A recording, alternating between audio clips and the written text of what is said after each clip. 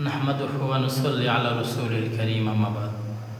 আল্লাহ পাকের দরবারে আমরা শুকরিয়া আদায় করছি যিনি আমাদেরকে পবিত্র মাহে রমজানের মাগফিরাতের দশকের আজকে সর্বশেষ 20তম তারাবির নামাজ আদায়ের তৌফিক দিয়েছেন। আল্লাহ পাকের শুকরিয়া, আলহামদুলিল্লাহ।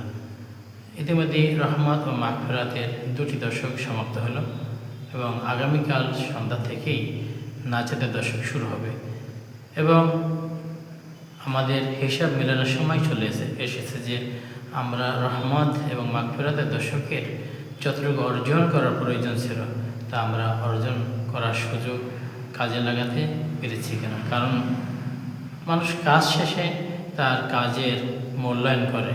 এই মূল্যায়ন যারা করতে পারে সে তার ভুল ত্রুটিগুলো ধরে সেগুলো শুধরে নিয়ে সামনে অগ্রসর হতে পারে। এখন আমাদের ফল মেলানোর সময় আসলেই এই রমজান আসলো এবং মাগফিরাতের দশক পর্যন্ত সমাপ্ত হয়ে গেল।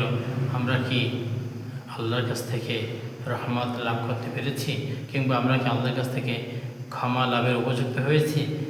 এটা মিলানোর সময় যদি আমরা রহমত মাগফিরাতের ঘাটতি থাকে যা পাওয়ার কথা ছিল, তাহলে নাজাতের দশকে যেন আমরা কোনোভাবেই কমতি না করি, বরং আমরা প্রত্যেকেই যেন আরও বেশি করে নিজেদেরকে উজাড় করে দিয়ে আল্লাহর ইবাদতে মগ্ন হই। বিশেষ করে নাজাতের দশকে সবে কদরের তালাশ করা এবং আল্লাহ তাআলার পবিত্র কোরআন তেলাওয়াতের ব্যাপারে আগ্রহী হওয়া, এই ব্যাপারে আমাদের চেষ্টা করতে হবে। আল্লাহ রাব্বুল আলামিন আমাদের সবাইকে কবুল করুন।